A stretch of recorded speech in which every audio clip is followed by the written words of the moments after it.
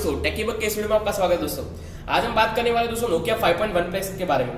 दोस्तों ये रिसेंटली मैंने परचेस किया नोकिया 5.1 प्लस और इस वीडियो में आपको बताऊंगा कि ऐसे कोई 6 रीजन टोटल कि जिसकी मतलब ये प्लस पॉइंट है नोकिया के ये 5.1 प्लस के कि ये देख के आप उसको ले सकते हो।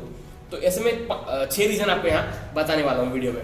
तो दोस्तों कुछ इस प्रकार से आपको स्मार्टफोन पहले तो दिखता है और बहुत ही अच्छा गुड लुकिंग स्मार्टफोन है। तो सबसे पहला पॉइंट यही है कि बहुत ही अच्छा और प्रीमियम लुकिंग वाला फोन है। वैसे ये पॉलीकार्बोनेट बॉडी है इसकी, बट स्टिल लुक वाइज में नोकिया ने कॉम्प्रोमाइज नहीं किया और बहुत अच्छा फोन बनाया है।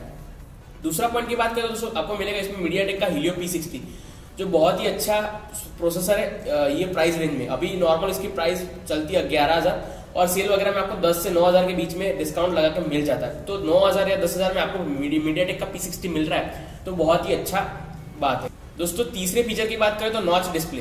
दोस्तों नोकिया ने इसमें नॉच वाले डिस्प्ले दिए, तो कई लोगों को नॉच पसंद होता है आईफोन जैसे, तो इसमें सेम आईफोन जैसी बड़ी नॉच है, तो आप वो देख सकते हैं। अगर आपको नॉच पसंद है तो आप ये फोन ले सकते हैं।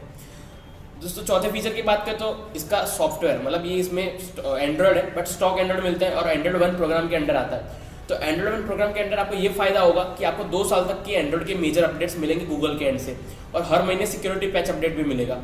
तो अभी रिसेंटली वो आया था, ये जब मैंने लिया था तो out of the box Oreo पे था, बट अभी 2 दिन पहले ही पाई का अपडेट आ गया और अभी पाई पे ये चल रहा है, तो ये बहुत ही अच्छी बात है। और एक बात का तो USB Type-C, तो ये 5वीं बात है कि USB Type-C होने की वजह से 10,000 के फोन में आज कोई भी ब्रांड USB Type-C नहीं होता देता, और USB Type-C फ्यूचरिस्टिक थिंग है, तो ये बहुत ही अच्छी बात है। और छठी और लास्ट बात करें तो दोस्तों नोकिया का ब्रांड वैल्यू।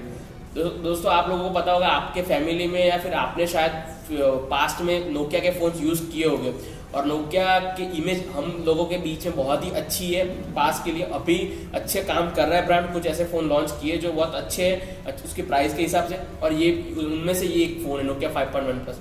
तो नोकिया की ब्रांड वैल्यू है तो बिल्ड क्वालिटी और वो सब अच्छा है, पर साथ में आप अगर आपको सर्विस एक्सपीरियंस भी, आपको आफ्टर सेल सर्विस भी बहुत अच्छी मिलने वाली है। तो दोस्तों मुझे उम्मीद है क्योंकि मैं आपको अच्छे से इसके पॉइंट्स बता पाया हूँ और आप समझ गए होंगे कि क्या इसके पॉजिटिव्स है।